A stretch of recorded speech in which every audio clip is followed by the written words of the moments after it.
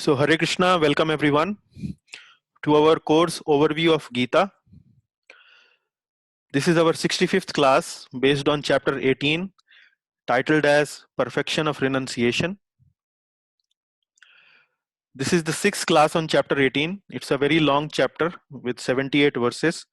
So, this is the sixth class. Let us start with the Mangalacharan prayers. ओम अज्ञानतिमिरन्धस्य ज्ञानञ्जनशलाकया चक्षुरुन्मीलितं येन तस्मै श्रीगुरवे नमः। श्रीचैतन्यमनोभीष्टं स्थापितं येन भूतले स्वयं रूपः कदा मह्यं ददाति स्वपदान्तिकम्। वन्देऽहं श्रीगुरौ श्रीयुतापदकमलं श्रीगुरून् वैष्णवांश्च श्रीरूपं साग्रजातं सहगणरघुनाथान्वितं तं सजीवम् साद्वैतं सावधूतं परिजनसहितं कृष्णचैतन्यदेवं श्रीराधाकृष्णपादान् सहगणललिता श्रीविशाखान्वितांश्च। हे कृष्ण करुणा सिन्धो दीनबन्धो जगत्पते गोपेश गोपिकान्त राधाकान्त नमोऽस्तुते। तप्त कांचन गौरांगी श्रीराधे वृंदावनेश्वरी वृषभानुसुते देवी प्रणमामि हरिप्रिये। वंशाकल्पतरुभ्यश्च कृपा सिन्धुभ्य एव च पतितानां पावनेभ्यो वैष्णवेभ्यो नमो नमः। जय श्री कृष्ण चैतन्य प्रभु नित्यानंद श्री अद्वैत गदाधर श्रीवासादि गौर भक्त वृंद। हरे Krishna Krishna Krishna Hare Hare Hare Ram Ram Ram Hare Hare. So coming to the overview chart of chapter 18, and we have done quite a significant journey. We have covered uh, almost all the first 5 sections. On the sixth section, we have completed till verse number 63. So today we will be starting from verse number 64 and almost we'll try to cover up to verse number 71 today. So as you have been studying this chapter, it is basically a revision of the whole Bhagavad Gita once again. Uh, Lord Krishna has not introduced in general a very significantly a new topic in this chapter. He has once again started by reiterating the process of Karma Yoga. Then from Karma Yoga, he introduces the process of Varnashram system. From Varnashram system, he goes to the Brahman realization, and from Brahman realization, he achieves pure bhakti. So, like that, he has progressively established once again in this chapter that bhakti is the supreme process. But bhakti is also an independent process, and that's what he has started to explain in this second last section, which starts from verse number 56 and continues till verse number 66. So we covered a number of verses on this section from verse number 56 till verse number, I think, 63 in the previous class. So let us start the revision of previous class from verse number, I think we did it from 58. So the slide is,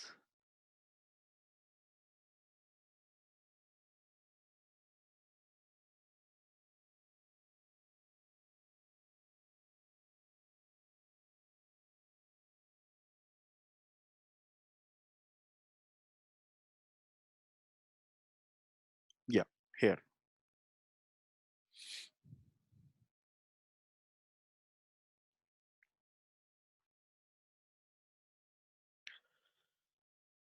So as I was explaining in this section, Lord Krishna is now explaining how one can attain him directly by bhakti.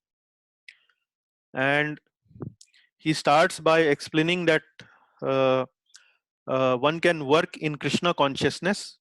And that's where we also had a brief discussion about from where this word Krishna consciousness is coming. And the word used by the Lord here is machittaha. in verse number 57 and also in verse number 58. Machitaha sarvadurgani, and in verse number 57, buddhi yogam upashritya machchitta satatam bhava.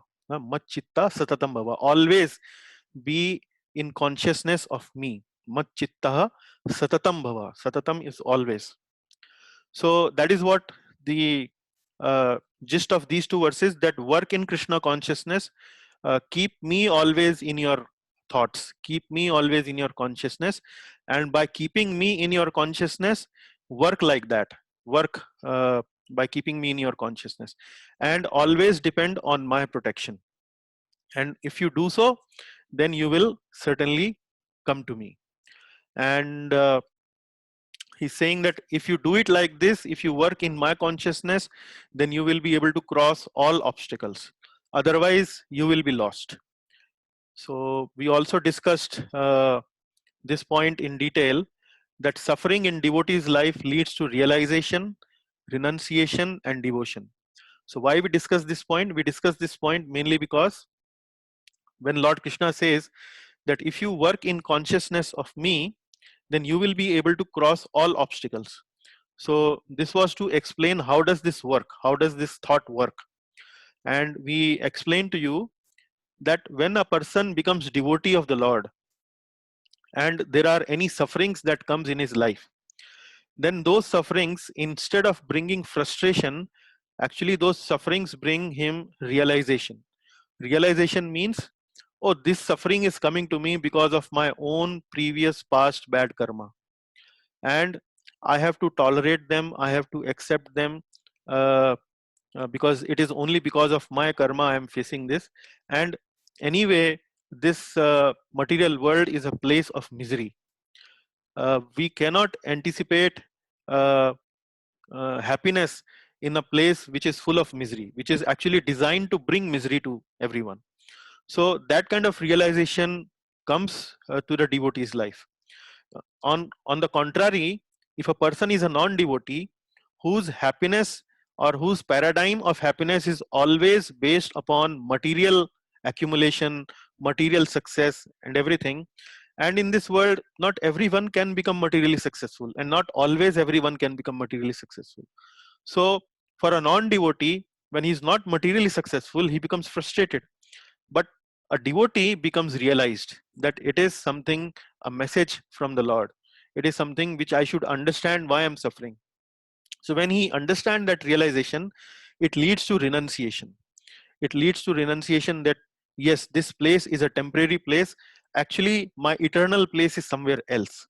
So he feels renounced from this material world, and when he feels renounced from the material world, it increases his devotion towards the Lord. He feels sheltered under the protection of the Lord. He starts to move or turn towards the Lord. So this is how a devotee cross over all obstacles. So it doesn't mean that when one becomes a devotee, that obstacles will not come in his life. There is no promise like that in Bhagavad Gita. But Lord Krishna says that you will be able to cross over the obstacles by my grace. Otherwise, you will be lost. So that is the very, very important and vital point in a devotee's life. We need to understand. Then Lord Krishna is mentioning that you will be able to cross all obstacles, otherwise you will be lost. So how a person becomes lost, or how somebody who doesn't follow that becomes lost? Because if you don't take, or if someone doesn't take shelter of the Lord, he will be bound to take shelter of his own swabhava, of his own nature. And if the nature is not directed as per the Lord's instruction, then there are good chances that it will be misdirected, it will be lost, it will create problems in the person's life. So that is how, if we don't take shelter of the Lord's instruction or the instructions of the uh, true representatives of the Lord, then our life will become misdirected and our life will become problematic. Yeah. Now Arjuna, after hearing all this, still seem to be lost. Still, he is not decisive what to be done, what not to be done. And now Krishna, from verse number 61 onwards, actually teaches him in a very different way. So the Lord is anticipating that maybe Arjuna is thinking that if my Swabhava is the controller, then my Swabhava must be the supreme. If my nature, if my Prakriti is the controlling me, then nature must be supreme. So in order to counter this argument, which may have appeared in Arjuna's mind, Lord Krishna clarifies, no, Arjuna, it is not nature. Actually, it is Paramatma who is the supreme. So he says, Ishvara Sarva Bhutanam Hriddeshe Arjuna Tishtati Brahmayan Sarva Bhutani Yantra Rodhani Maya. So he is the same Paramatma which I mentioned to you earlier also in my discussion. It comes in 15th chapter, 15th verse, that Sarvasya Chaham Hridi Sannivishto. That Paramatma is situated, and that Paramatma is me. I am situated in everyone's heart. So I am giving you this instruction. So please don't take my instruction as different from the instruction coming from your heart or coming from the Paramatma. So it is the same. So then in the next verse, he once again brings back to the Arjun to the same point, that take shelter of that Paramatma. Yeah, earlier in this section, in the earlier verse, he's saying that work in consciousness of me. And now here he's bringing it in a different way. He's saying, take shelter of that Paramatma who is actually me only, and then achieve supreme destination. And then in the 63rd verse, Arjuna should contemplate deeply on whatever I'm mentioning and do as he desire.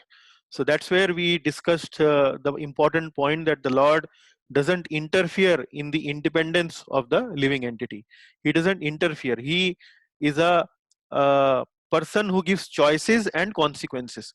He tells us that these are the choices available to you. If you follow these will be the consequences. If you don't follow them, then these will be the consequences. Like that, he's a very, very accommodating parent, accommodating father, and he doesn't pushes his own thinking, his own mind, his own desire. He doesn't impose on the devotees, or he doesn't impose on the living entities. He So Bhagavad Gita is not a book of commandments, rather it's a book of choices and consequences. So that's what we discussed here. Now let us take this discussion further, and we are now what we are discussing in 64th verse till 66th verse of Bhagavad Gita. Actually, it is the most confidential part of the knowledge.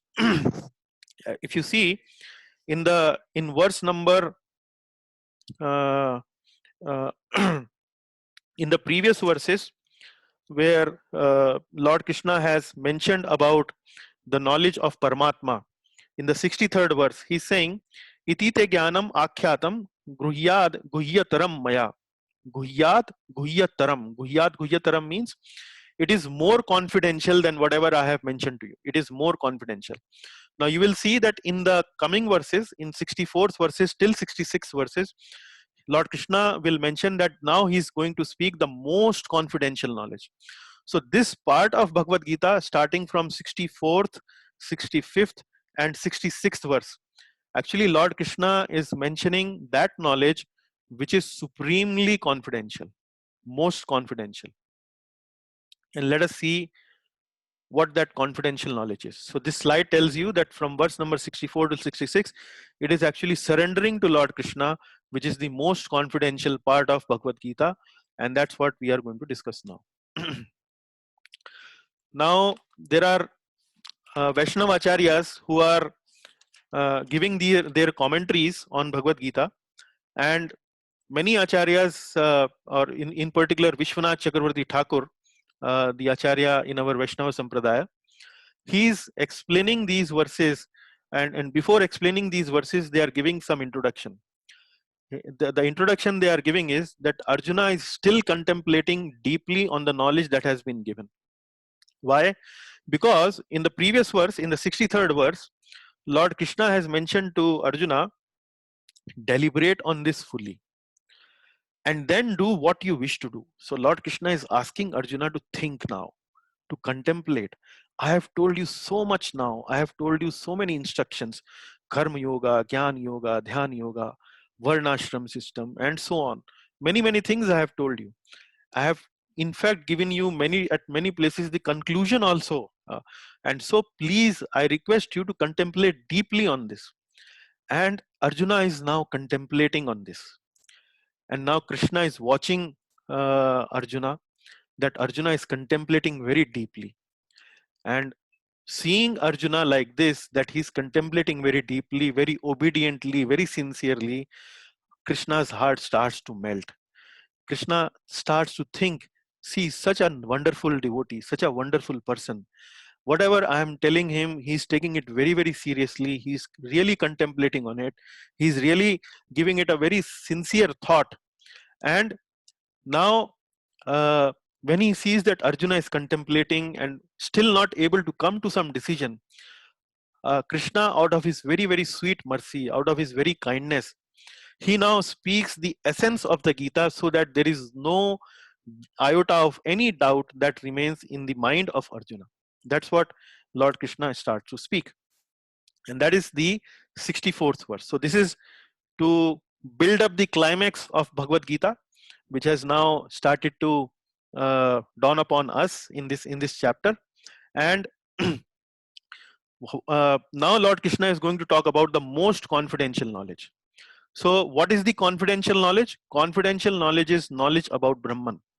From 51 verse to the 54th verse, whatever Lord Krishna has spoken, that is the confidential knowledge. Then 61st to 63rd verse, that is more confidential knowledge. Guhya, Guhyad, Guhyataram Maya. But now in 64th to 66th verse, it is the most confidential knowledge. So the knowledge of Super Soul is more confidential, and knowledge of Lord Krishna, the Supreme Personality of Godhead, is the most confidential knowledge that we are now going to talk here. So this is 64th verse. Here Lord Krishna is saying, Sarva Guhyatamam Bhuyah Shunu me Paramam Vachah Ishtosi me Dhradam Miti Tato Vakshayami Te Hitam. Okay, let us see line by line what all these word means. Sarva Guhyatamam Bhuyah. Sarva Guhyatamam. Now you can see the superlative degree has been used, like Shresht, Shreshthtar, and Shreshthtam. Shresht means good, Shreshthtar means better, Shreshthtam means the best. So similarly, in the previous verse, in the 63rd verse, the second degree was used, which was Guhyataram, Shreshthtar. But now here Guhyatamam has been used, and not only Guhyatamam, he is saying Sarva. Sarva means most confidential among all the knowledge. This is the topmost. Bhuyaha. Bhuyaha means what? Bhuyaha means again. Again. So Lord Krishna has also talked about this knowledge of Paramam, which is Paramam, which is the topmost, in the beginning of the 10th chapter, and I'll come back to that verse, what he has spoken in the 10th chapter. But let us first of all see the various lines of these verses, and then Shrunu me Paramam Vachaha. Shrunu me, Shrunu is hearing, me means mine, Paramam, Paramam is the topmost, the supreme. Vachaha means the instruction, Vachanam, Vachanam means whatever we speaking. Ishto si me dhranam iti. Ishto means which is very, very dear. Ishto si me dhradam iti. Dhradam is very, very strongly dear. Ishto si me dhradam iti. Tato vakshayami te hitam. And hence I am telling you for your benefit. Because you are very, very dear to me. Tato vakshayami. Vakshayami again means speaking. Te hitam. Hitam means for your benefit. Hence I am telling you for your benefit.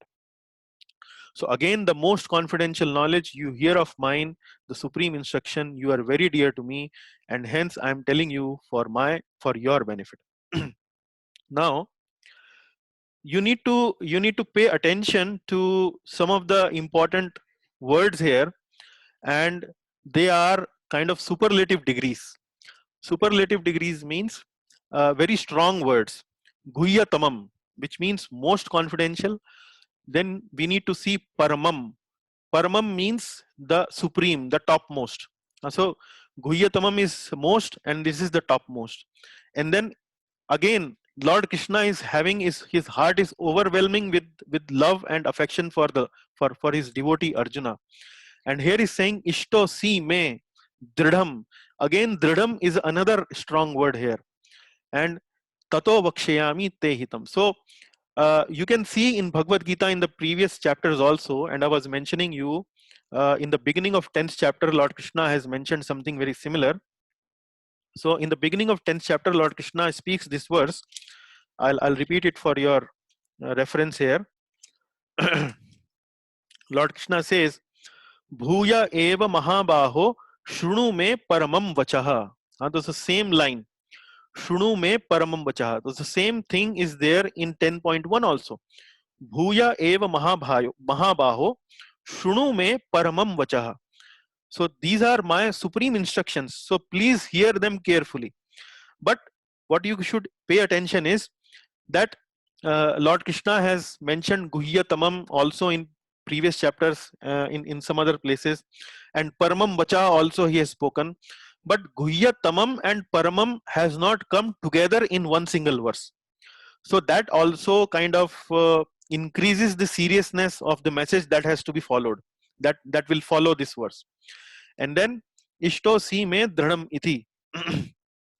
So Krishna is expressing his love and affection for Arjuna by saying, you are really, really very, very dear to me, and showing his intimacy towards Arjuna, that you are very, very intimately connected with me, and that is why I'm talking this to you for your benefit. So this is mainly to set up the base or set up the scene for what the instruction is about to come. So the instruction that is about to come is really, really very important. That is the instruction which follows this verse. Yeah. Here Lord Krishna is saying, this is the essence of Bhagavad Gita, which is devotion to Krishna.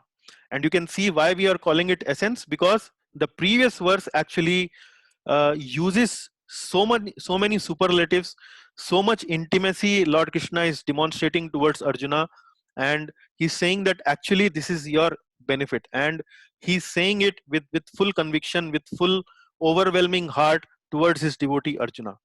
And he's saying, Manmana bhava madbhakto madhyaji mam namaskuru mame vaishyasi satyam te pratijane priyosi me. So manmana bhav mad bhakto. So let us look at the individual lines of these verses. Manmana bhav mad bhakto. Man mana. Man means mind.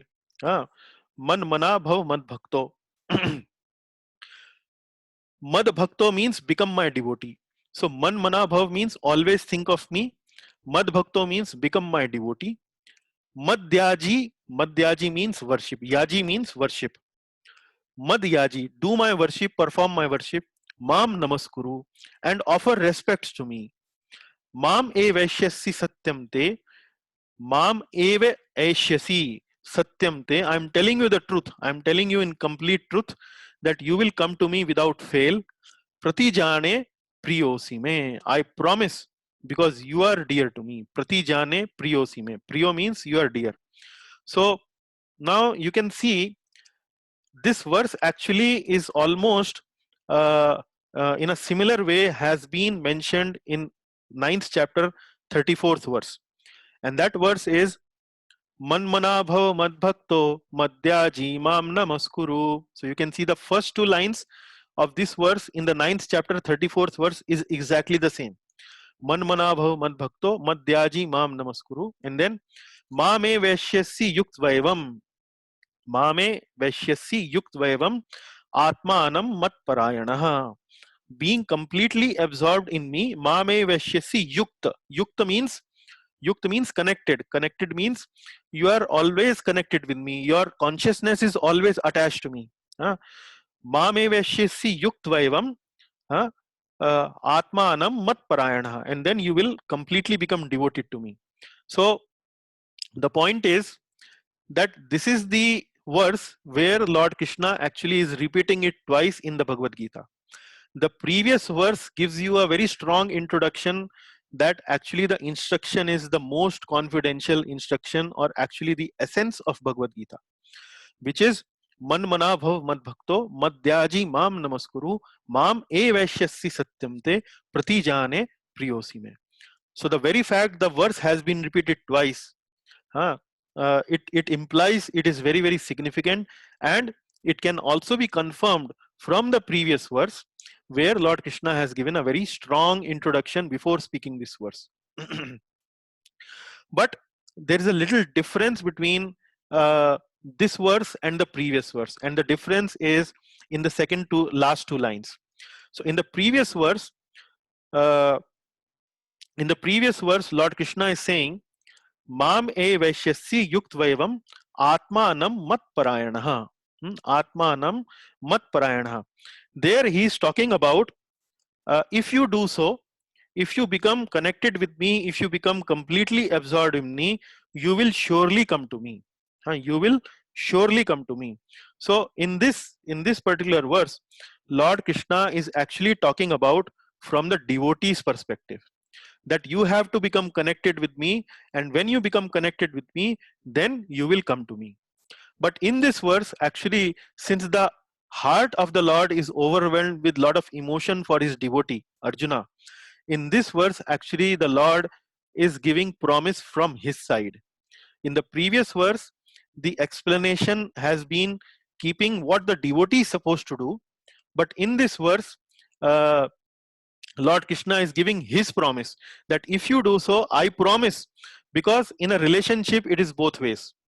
In a relationship, it doesn't work one way. A person do something for the other, then the other person actually reciprocates. If somebody do good to us, we also reciprocate by doing something good for the other person. So similarly, this is the reciprocatory call uh, by Lord Krishna. He's saying that Mame Veshisi Satyamte, and I'm giving you this note, I'm giving you very, very clearly, and I'm promising you, making you this promise. In truth, I'm telling you that you will come to me without fail.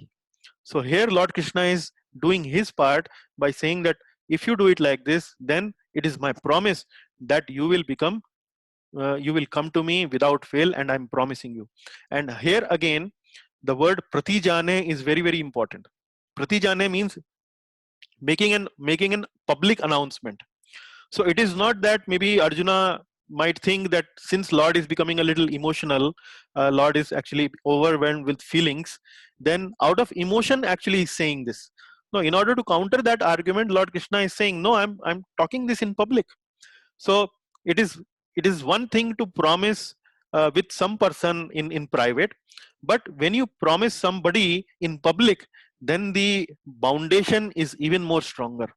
Now you have declared it in public, you have witnesses. There are witnesses who can say that no, you made that promise. If you make a promise in only in private, then maybe after some time you may, somebody may backtrack. No, I did not make promise, or I made this promise, actually I did not mean it like that. Now here Lord is not thinking like this. So he's saying, I'm making a public announcement, it is much more serious. So the point here is, in these two verses, 64th and 65 verses, uh, the message is very, very clear. The message of Bhagavad Gita is very, very clear, that it is actually bhakti towards the Lord. And how to do this bhakti?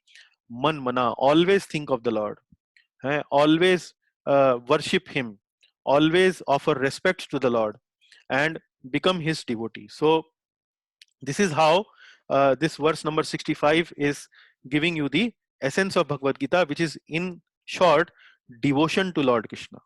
And why it is very important to mention here is because many people don't understand Bhagavad Gita as a devotional book. Generally they understand that Bhagavad Gita is an important book. It's a primary book for people who are following the Vedic culture. But whether the main message of Bhagavad Gita is bhakti towards Lord Shri Krishna, that understanding is not very, very widespread. That understanding is not very, very widespread. And why that understanding is not very, very widespread, we will also see in the verse coming. So in the coming verses. But let us move to the next verse now. Yeah. Now, Arjuna heard this message from Lord Krishna. Arjuna heard this message that become my devotee, worship me, and then I'm promising you that you will come to me. A doubt might come in the heart of Arjuna that, oh Lord, you are promising that if I do namaskar to you, if I do worship to you, if I think about you, then I will come to you. But what about if I'm sinful?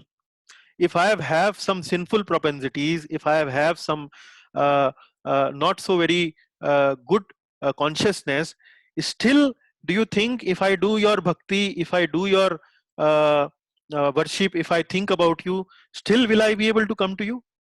Huh? So that is the doubt now Lord Krishna is explaining here. So Lord Krishna is saying, Sarvadharmana parityajya mamekam sharanam braja aham tvam sarva papebhyo mokshayishyami ma shuchah. Now, if you remember, see the contrast of these verses from the verses that we had studied in the uh, in 18.54 and so on. So in those verses, uh, Lord Krishna is actually saying that you have to become free from all these काम क्रोध लोभ मोह मद मत्सर्य ब्रह्म भूयाय कल्पते ब्रह्म bhuta prasanna atma. Say, if you follow this process of gyan yoga, dhyan yoga, and so on, then you will become very very purified, and when you will become purified, then actually you can do my bhakti and then come to me. But here in this verse, Lord Krishna is telling that, okay, you become purified, you can become my devotee, but here what he's saying, सर्वधर्मान परित्यज्य मामेकं शरणं व्रज अहं त्वं सर्वपापेभ्यो मोक्षयिष्यामि मा शुचः. That even if there are some pap, there are some sinful tendencies, aham tvam sarva papebhyo. So okay, let us, before discussing the details of this verse, let us see what is line by line. Sarva dharman parityajya.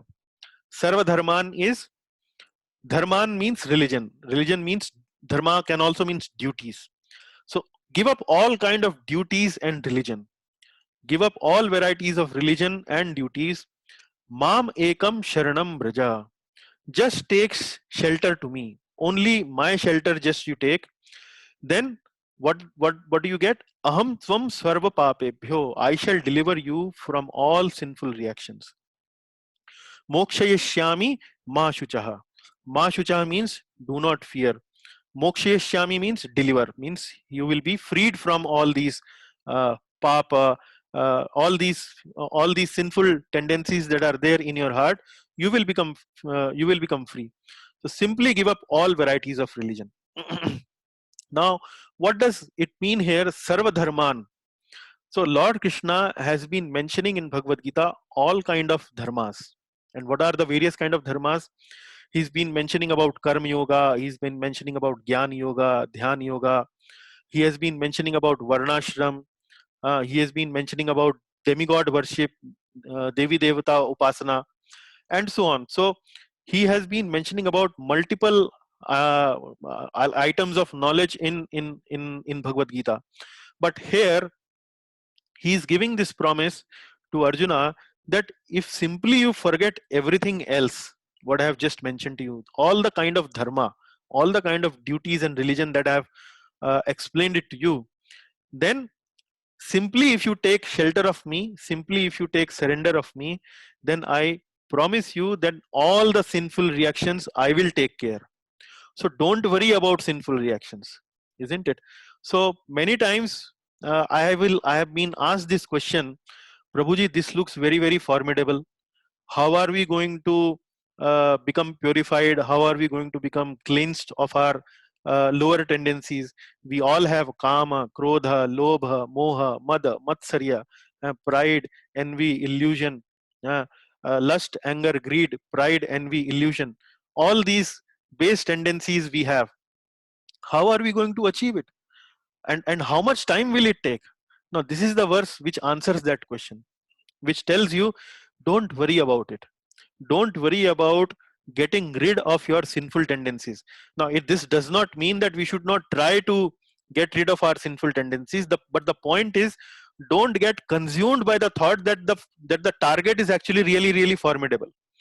What we need to do is simply surrender and simply follow the instructions of the Lord to the best of our capacity. If we do that, then we will attract the mercy of the Lord. And the Lord is making a great promise in this verse. He's saying, Aham tvam sarva papebhyo mokshayishyami ma shuchaha. Simply, if you take shelter of me, simply if you offer obeisances to me, offer namaskar to me, I will take care of all the kind of paps or any kind of sinful tendencies you may have in your heart. So that is the main message here, where Lord Krishna is giving an assurance to Arjuna that don't worry, if you are worshipping me, you will be taken care. Now, let us reflect a little bit more on the word dharma here. So, the word dharma, as I have been mentioning, means two things: duties and religion. So, dharma could be of two types. One is parodharma and another is aparadharma. Parodharma means which is the supreme religion, topmost religion, and aparadharma means which are subordinate religions. Subordinate religion means which are lower to the parodharma. So we may have various duties, we may have various uh, expectations as far as our duties are concerned to do, but not all duties are supposed to be taken or to be considered at the same platform. So here you can see the Lord is saying that sarva dharman parityajya. So in the whole Bhagavad Gita, he has been explaining dharma only, but here he is talking about parityajya. You renounce all kind of dharmas, but you take only shelter of me. So this is indicative that there are gradations of dharma. Not all dharma are at the same platform. Now, what is the parodharma? Parodharma is the supreme religion. It is the topmost religion. So in this verse, we can understand that the supreme religion is actually Mam Ekam Sharanam Raja. Only the shelter of Lord Krishna is the topmost religion, and all other religions are actually subordinate to this topmost religion. So Sarva Dharman. So the other dharmas that the Lord has been talking in Bhagavad Gita are actually aparodharma. Now, in the Bhagavad Gita, when the Bhagavad Gita starts with the dialogue between Krishna and Arjuna, Arjuna was facing a dilemma. Arjuna was facing a dilemma and he was caught between two dharmas. He was caught between two dharmas. One dharma is the Kula dharma and the second dharma is the Kshatriya dharma. Now, what do you mean by that? Kula dharma means duty towards family, because he is a family member and he has a duty towards family. What is his duty? His duty is to offer his love and affection and care and so on towards his family members. So as a Kula dharma, his duty is to protect them, to give them care, to give them love, guidance, whatever, but certainly not to kill them or to attack them. That is not the Kula dharma of a person. But on the contrary, the second dharma is the Kshatriya dharma. So besides being Arjuna, being a family member, he is also a warrior. He is also a warrior. He's a Kshatriya. He's supposed to protect the society from the evil.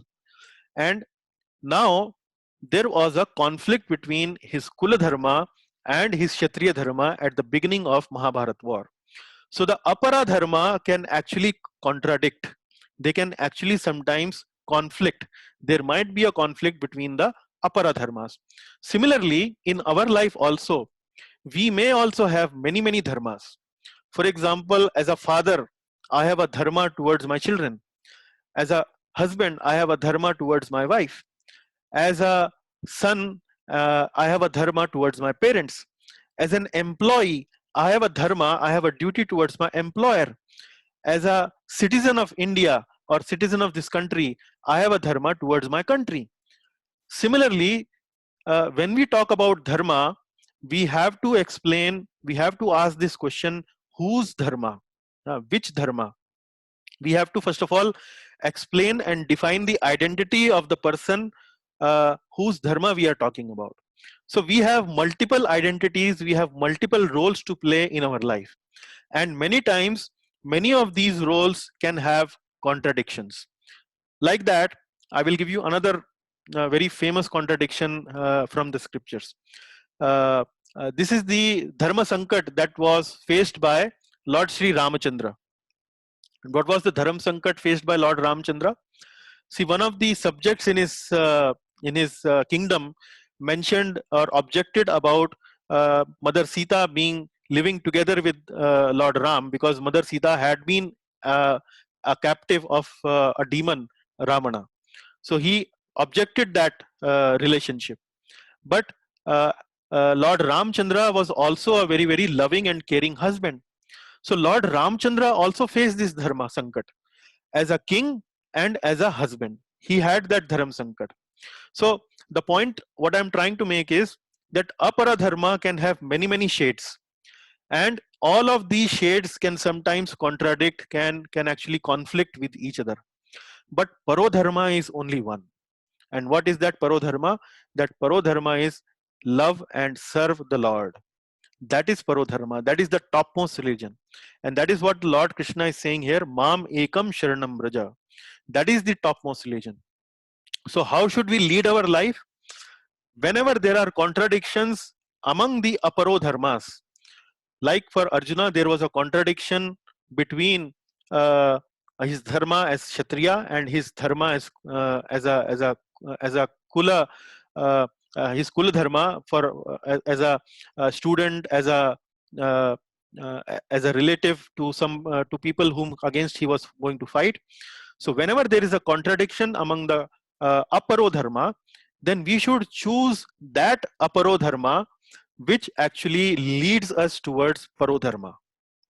That means we should decide between the aparodharma which is more favorable towards our parodharma, which means the relationships towards the Lord. So in this case, Arjuna's duty was to fight in order to protect the kingdom, in order to protect the dharmic principles, and hence he has to give up his kula dharma aspect and take up to his Kshatriya dharma aspect. So that is something which you need to understand, that whenever there is a conflict between aparo dharmas, then we need to ultimately take shelter of paro dharma and decide which aparo dharma has to be chosen based upon what the paro dharma, how the paro dharma will be strengthened.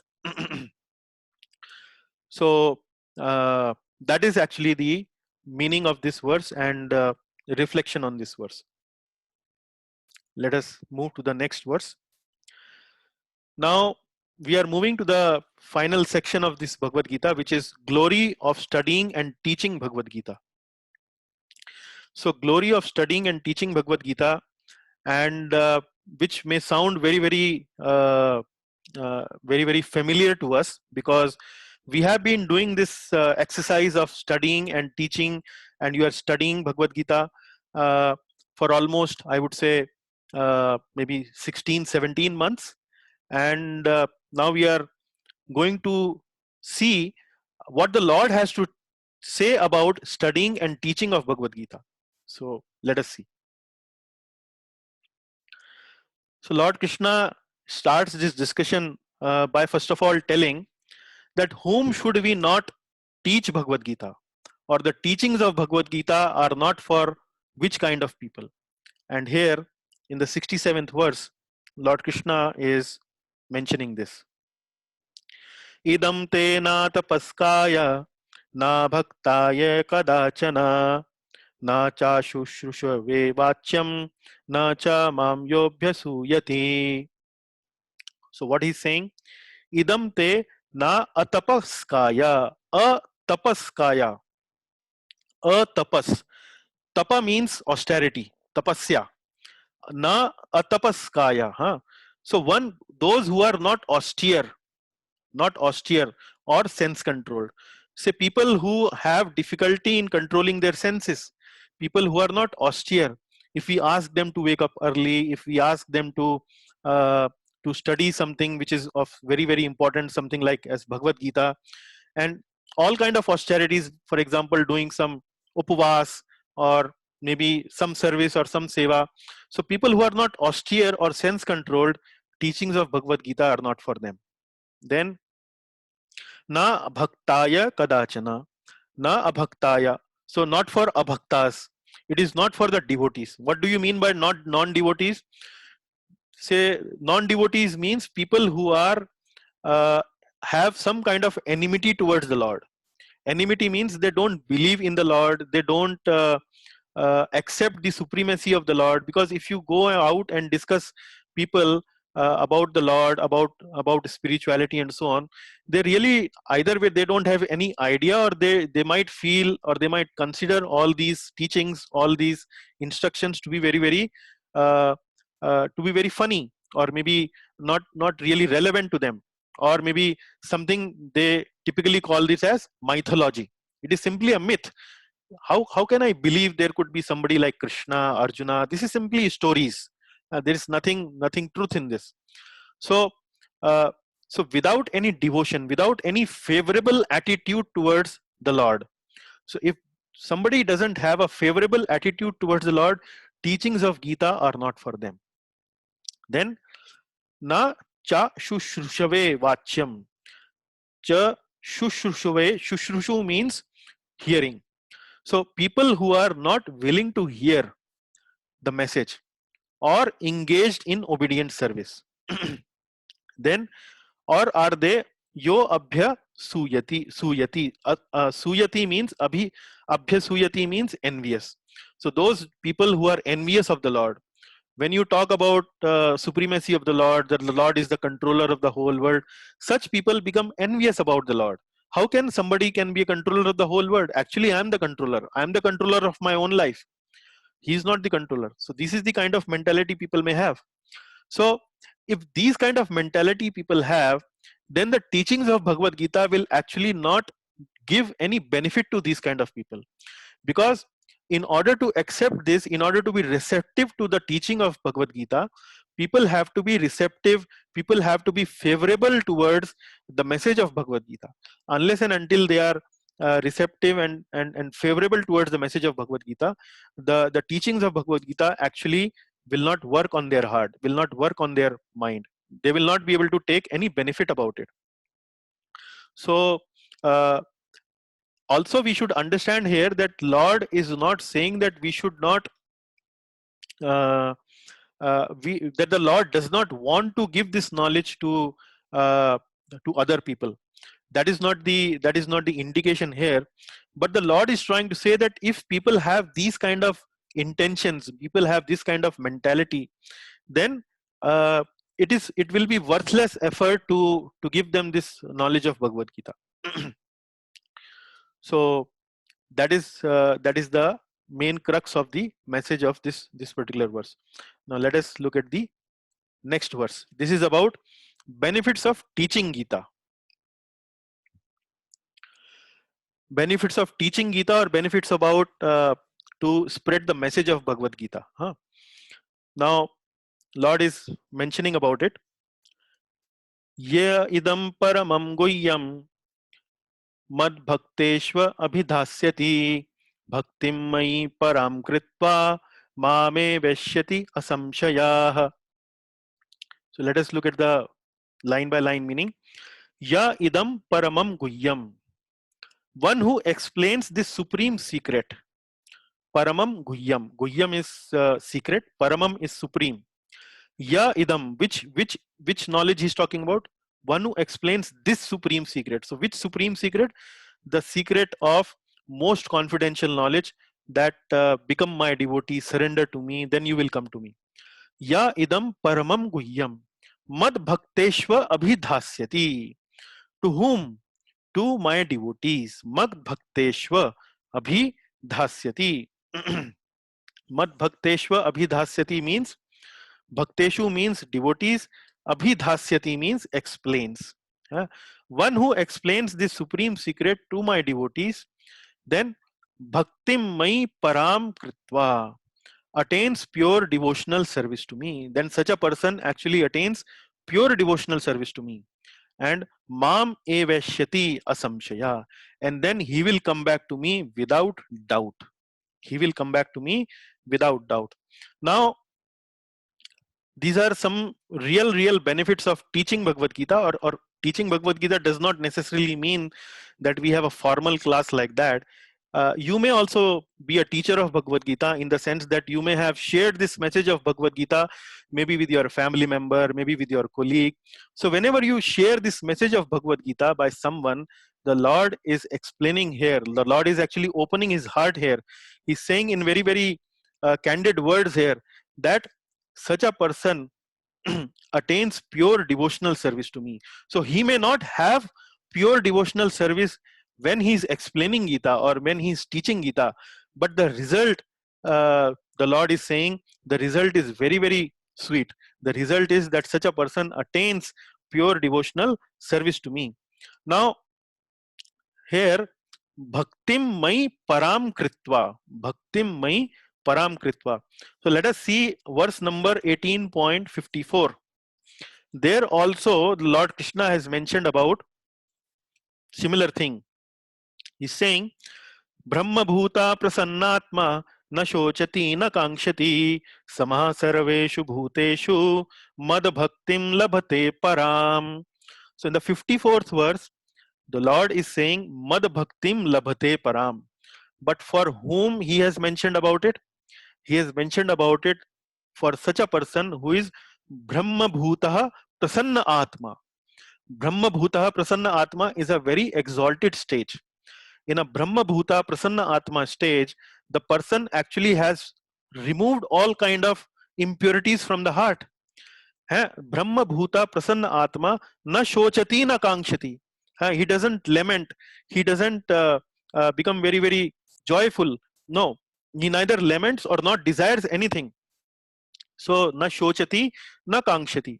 So he's saying which kind of person actually attain mad bhaktim labhate param, which is Brahma bhuta prasanna atma na shochati na kankshati. So that was one qualification of attaining Lord's para bhakti.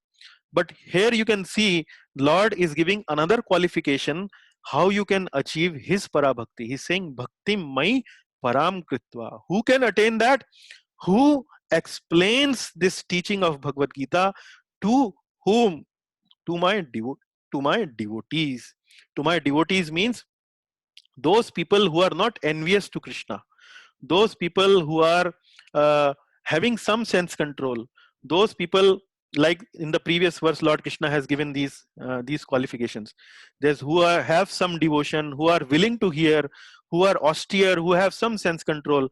So these kind of people actually may not know much about me, but they are favorable to know about me. Now to such people, if you explain this message, then what is the benefit? Then the Lord is saying he attains pure devotional service to me, and he come back to me without doubt. So we should all who are the students in this class actually should not only do other aspects of bhakti, for example like chanting, hearing, and then association of devotees, eating Krishna prasad. So that is certainly a part of our sadhana, regular sadhana. But sharing the message of the Lord with others, that is also a part of sadhana. And what does this do? How do we achieve param bhakti? Because when we do this on a regular basis, we ourselves become purified. Our heart becomes purified of all the anarthas. And our understanding of Bhagavad Gita also deepens within ourselves. When the understanding deepens, the purification is further there. So that is how, if you as part of your regular sadhana, you also try to share this message with others. You try to talk about this message maybe with your husbands, with your wives, with your children, with your friends, maybe in a casual talk, maybe in a gentle way. uh, uh, then also the Lord is saying that applies to that person also. The Lord is saying then such a person actually achieve my bhakti, achieve my topmost devotional service. So uh, now in the next verse you will see Lord Krishna is actually further explaining on benefits of teaching Gita. And in this verse, he's giving a very, very strong promise. He's saying, न च तस्मान् मनुष्येषु कश्चिन्मे प्रियकृत्तमाः भविता न च मे तस्माद् अन्या प्रियातरो भुवि न च तस्मान् मनुष्येषु न च तस्मान् मनुष्येषु मनुष्येषु actually means human being, that no servant or no human being in this world कश्चिन में प्रिया कृत्तमः is more dear to me. कश्चिन में प्रिया कृत्तमः and bhavita na cha me tasmad, and nor will there be anya priya taro bhuvi. Priya taro, again it's a second degree. Priya, priyatar and priyatam. Priyatam is actually most. So bhavita na cha me tasmad anya priya taro bhuvi. So nor will there be more dear to me in future. So priyatar means that a person who doesn't teaches Gita, but a person who actually teaches Gita is actually more dear to me. That is what the Lord is actually saying. And he is not saying that he is dear to me now, and also please note that he will be always be dear to me in the future also.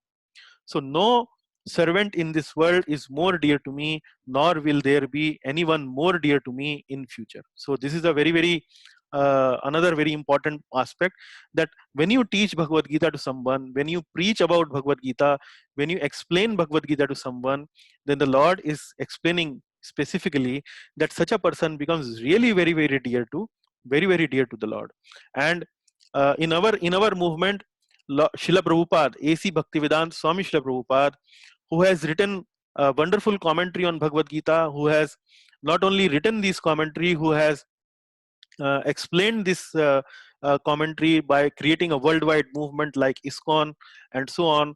So now you can imagine how much dear Srila Prabhupada would be to Lord Sri Krishna. So if you become dear to Srila Prabhupada, certainly you will also become dear to Lord Krishna. So if we follow instructions of Srila Prabhupada, if we follow his teachings, his guidance, we also become very, very dear to Lord Krishna and to Srila Prabhupada also. Now there are certain clarifications here. Say, what does teaching of Gita actually means? So does teaching of Gita actually means only speaking about Gita or only explaining about Gita? No, it is not like that. It is also anyone who is committed towards doing any kind of support towards teaching of Bhagavad Gita, towards making it reach towards Bhagavad Gita, is actually very, very dear to the Lord. For example, people who are not directly teaching Bhagavad Gita, but they are distributing books. For example, they are distributing Bhagavad Gita to others. They become very dear to the Lord.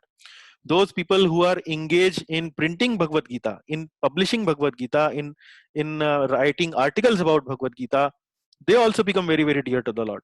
And not only directly selling or teaching, but creating arrangements. Maybe you are organizing a program in your house to explain Bhagavad Gita.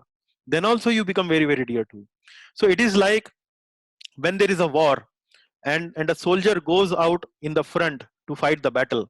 Certainly the person who fights the battle directly and takes the bullet on his chest directly face on, certainly he's a special person. He's taking that responsibility, he's risking his life in a great way. Certainly he's special, but that does not minimizes the contribution of those people who are actually doing the back office work.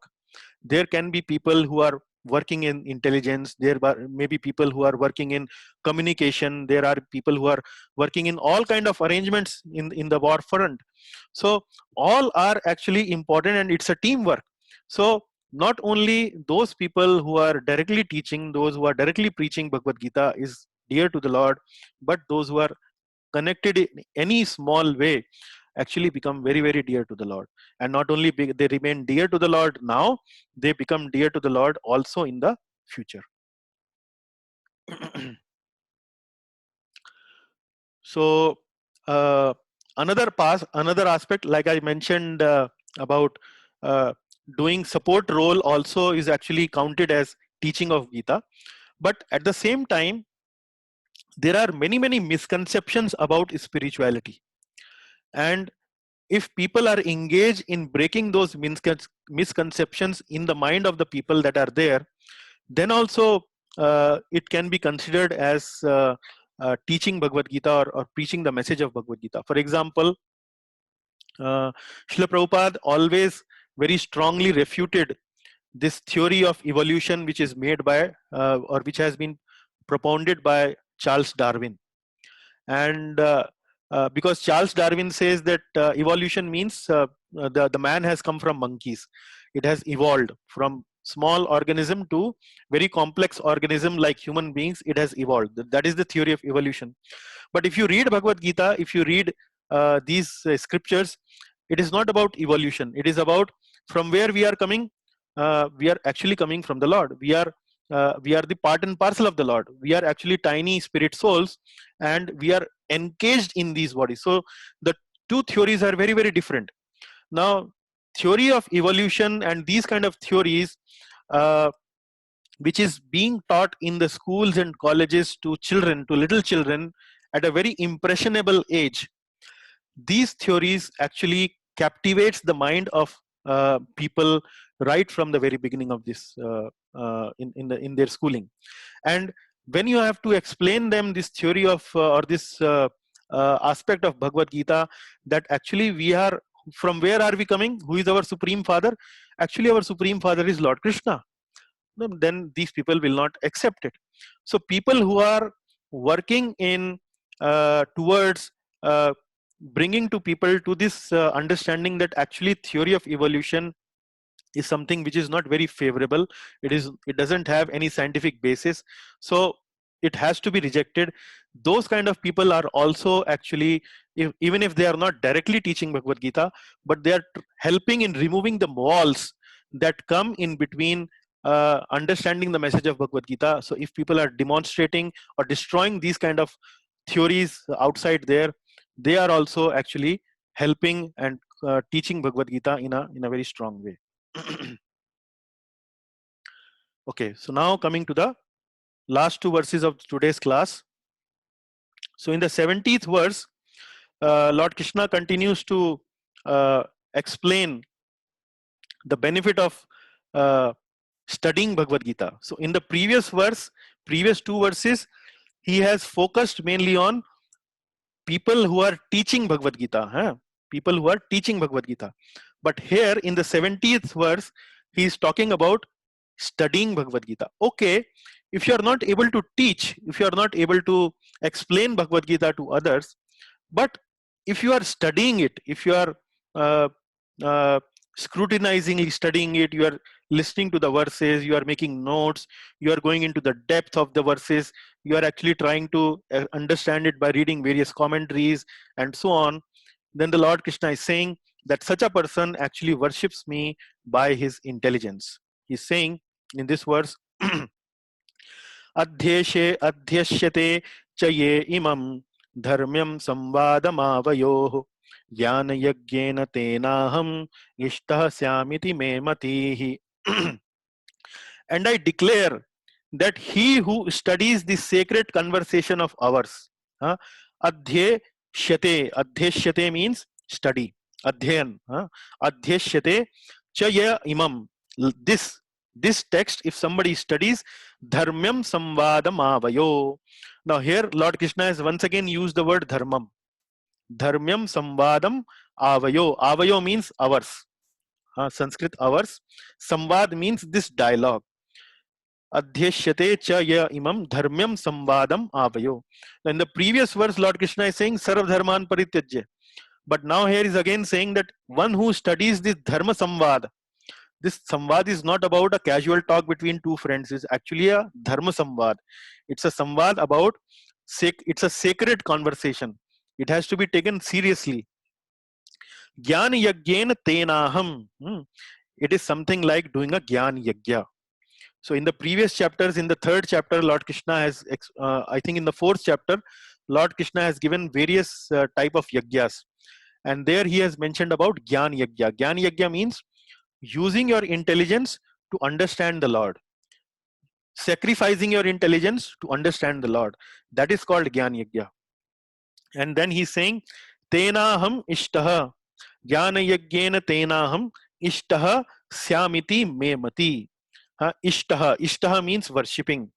Syamiti, ishtaham, syamitihi me matihi. That is my opinion, that such a person actually worship me by his intelligence. Now, this is something which might appear a little unique to us or a little new to us. We thought that worship is only done by by agarbattis, or by maybe a ghee lamp, or by maybe offering a flower. No, worship can also be done by your intelligence. And how can we worship Lord Krishna by our intelligence? By scrutinizingly study his message. Then we can worship. So Lord Krishna in the previous verse also, uh, uh, when we were discussing about tam abhyacha swakarmana, tam abhyarcha swakarmana, I think, let me find out that verse. Tam abhyarcha swakarmana, he mentions that by your work worship me.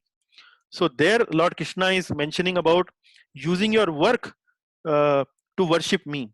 And then here he's saying that using your intelligence you can also worship me. So it is all about using your consciousness, using your inclination, using your propensity to worship the Lord. So the main message is that the worship is not necessarily done by agarbattis and deepaks. It can also be worshipped by, worship can also be done by intelligence. Engage your intelligence in understanding the message. That is also worship. Now in the 71st verse, Lord Krishna is now progressively coming down. In the previous verses, he's mentioned teaching of Bhagavad Gita. In the 70th verse, he's telling about studying of Bhagavad Gita. And he's saying that hearing Bhagavad Gita.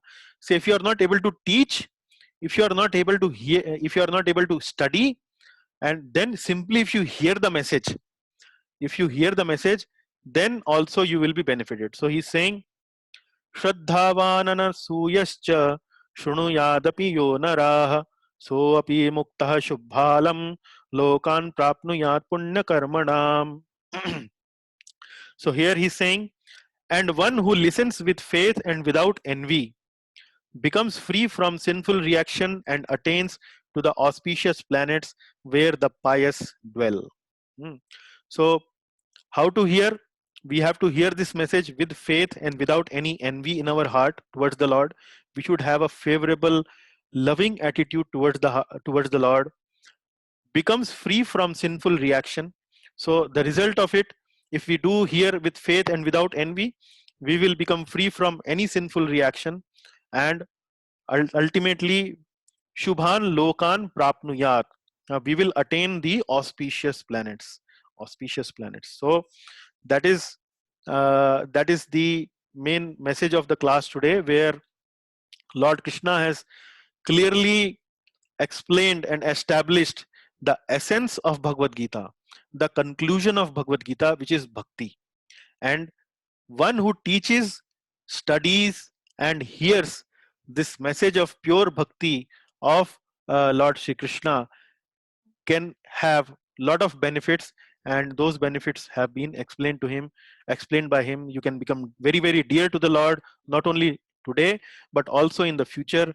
And even if you hear it, you are bound to attain auspicious planets. So that is the message of the class today. So with that, we will bring the class to a conclusion. Thank you very much. Hare Krishna. Any questions, any doubts? We can discuss now. Thank you. हरे कृष्णा प्रभु जी। हरे कृष्णा राकेश प्रभु। प्रभु जी, जैसे आपने बताया गीता का ज्ञान जरूरी नहीं है class के द्वारा ही शेयर किया जाए, वैसे भी शेयर कर सकते हैं किसी से भी। तो उसके लिए तो हमें पहले ये जानना जरूरी है कि वो क्या कृष्ण का भक्त है या नहीं। वो आपको पता लग जाएगा प्रभु। या कोई जब लोग राम को पूछता है, राम का भक्त है अगर कोई, तो उसको तो ज्ञान नहीं देना चाहिए गीता का। नहीं, राम और कृष्ण में अंतर नहीं है कोई। नहीं, अंतर तो नहीं है प्रभु जी। हाँ, मगर अभी आप कुर्ता पजामा की जगह अगर आप पैंट और टी शर्ट पहन लेंगे तो आप बदल नहीं जाएंगे। प्रभु जी 65 के तात्पर्य में प्रभुपाद जी ने लिखा है हाँ कि कृष्ण के ही रूप का ध्यान करना चाहिए, ना कि विष्णु नारायण राम आदि का। देखिए वो बहुत ज्यादा कॉन्फिडेंशियल है। अगर अगर देखिए मैं अपने हिसाब से बताता हूँ आपको, अगर भगवान राम की कृपा मुझ पे हो जाएगी तो मैं अपने आप को बहुत सौभाग्यशाली समझूंगा। प्रभुपाद जी वहाँ एक्चुअली थोड़ा और बहुत ज्यादा गहरी डिटेल में चले गए हैं, जहां उन्होंने इस बात को समझाने का, I mean sorry I am speaking in Hindi because you are asking in Hindi, let me go back to English. So in that particular verse, which this is the 65th, right? Yes, Prabhu ji. Okay. Yeah, in the 65th verse, Lord Krishna is saying one should fix his mind on his original form of Godhead, Krishna, and one should not even divert his attention to other forms of the Lord. The Lord has multi forms as Vishnu, Narayan, Ram, Varaha, etc. But a devotee should concentrate his mind on the form that was present before Arjuna. Concentration of the mind on the form of Krishna constitutes the most confidential part of knowledge, and this is disclosed to Arjuna because Arjuna is the most dear friend of Krishna. Yes, now the point here, Rakesh Prabhu, is that the form of Lord Krishna is actually the most confidential form of Godhead. This is the absolute truth. Now that absolute truth is manifesting in multiple ways as Lord Ramchandra, Lord Varahadev, Lord Narsingha, and so on. And those are also very, very powerful and important forms. Now, when you are explaining Bhagavad Gita or explaining the message of Lord Krishna to others, it may happen that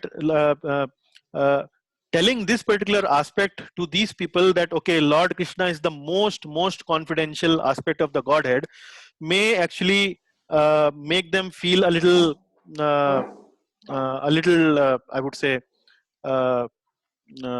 reluctant towards your message.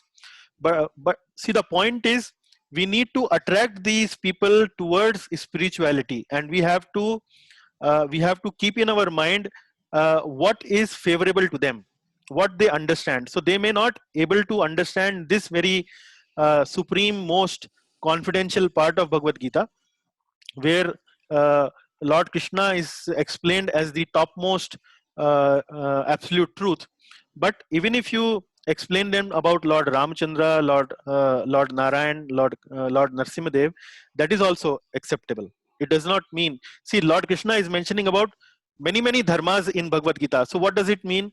That only that person who accepts Lord Krishna as the supreme personality of Godhead is bound to receive that knowledge? No. And then what is the use of explaining all that dharma? So in the previous chapters of Bhagavad Gita, Lord Krishna has explained about Karma Yoga. So after reading 18th chapter, does that mean that Karma Yoga has no use? What does that mean? No, it does not mean that Karma Yoga has no use. It means that if you do Karma Yoga, you start to move towards the Lord. So Karma Yoga has its own usefulness. So the point here is that all other dharmas that are mentioned in Bhagavad Gita are not useless. They have their own benefit, and if you follow those dharmas, then certainly you make progress towards the Lord. And ultimately, if you want to reach the topmost destination, then ultimately you have to accept this process of bhakti, and that bhakti has to be directed towards the supreme personality of Godhead, which is Lord Shri Krishna. Yeah. Okay. Thank you, Prabhu, for clarifying that. I had the same question because it was like going on. I said, okay, I was a little bit stuck when I read that part. No, as I was mentioning to you, if Lord Ramchandra says, Keshav Gopal Das, I am merciful to you, I'll be very, very happy.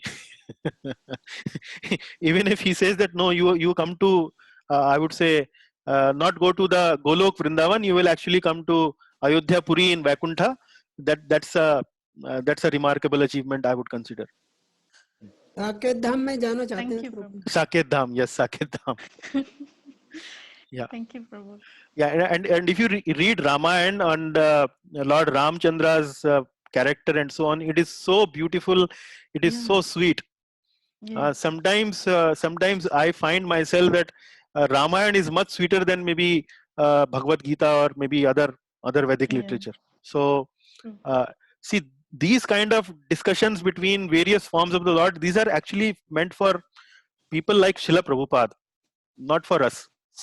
For us, any form of the Lord is really okay for us, powerful enough for us. Yeah. Hare Krishna. Yes, Hare Krishna, Prabhuji. वो आपकी permission से आप दो युगों की बात कर रहे हैं. राम का युग मर्यादा प्रधान था, त्रेता युग था. लॉर्ड कृष्णा जो आए हैं वो द्वापर में आए हैं. ये सत्य को बचाया इन्होंने.